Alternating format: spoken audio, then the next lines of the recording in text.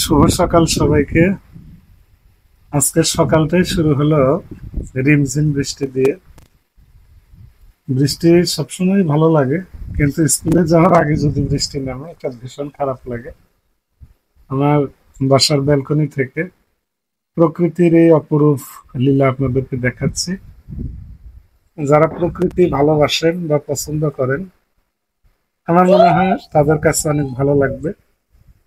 আমি আর আমার ছোট ছেলে আহ সকালে ঘুম থেকে উঠে ব্যালকনিতে একটু বসেছিলাম।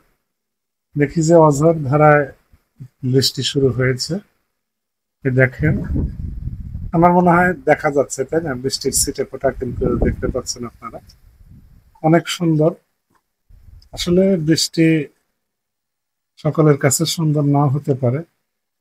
যারা খেটে খাওয়া মানুষ, দিন মজুর, তো তাদের জন্য আসলে দিনটি মোটেও সুখকর না।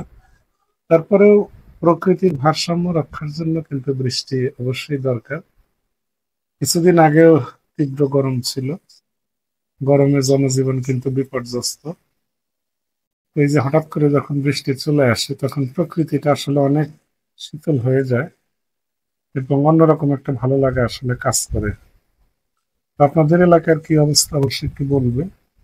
আমার কোলে আমার ছোট ছেলেটা রয়েছে, যার কারণে ভিডিও এক হাত দিয়ে করতে একটু কেটে কেটে যাচ্ছে। তারপরেও প্রকৃতি সবচেয়ে ভালো লাগে এবং আমার জন্মভূমিটা যে সবচেয়ে প্রিয়, এবং সবারই ভালো লাগবে এতে কোনো সন্দেহ নেই। যাই হোক, ভালো থাকবেন সবাই, আর অবশ্যই সাবধানে থাকবেন। ছোট সন্তান, বয়স্ক মানুষ, এদেরকে একটু খেয়াল রাখবেন।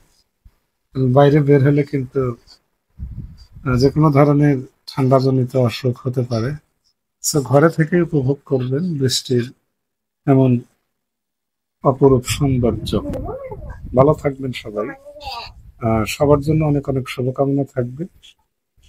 প্রত্যেকের দিন ভালো কাটুক, এই প্রত্যাশায় এখানেই সাথে থাকবেন। ধন্যবাদ।